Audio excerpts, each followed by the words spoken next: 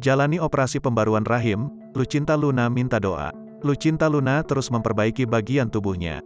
Terkini, Lucinta Luna akan jalani operasi pembaruan rahim setelah sebelumnya menjalani serangkaian operasi.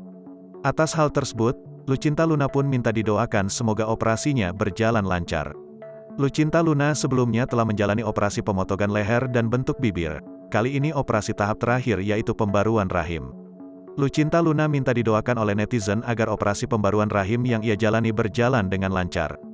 Puasa lagi, Gus doakan aku ya besok Ratu operasi lagi tahap terakhir untuk upgrade pembaruan rahim di tubuhku. Tulis Lucinta Luna seperti dikutip Tribun Lampung pada laman Instagramnya @lucintaluna_manjalita, Selasa, tanggal 19 Juli tahun 2022.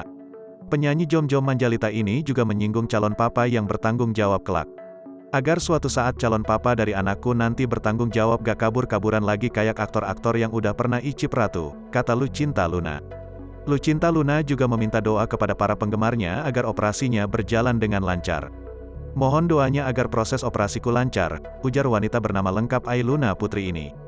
Lucinta Luna berkali-kali meminta doa agar operasinya pembaruan rahimnya dilancarkan. Bismillah, semoga operasiku yang terakhir ini lancar, tutur wanita kelahiran tanggal 16 Juni tahun 1989 ini.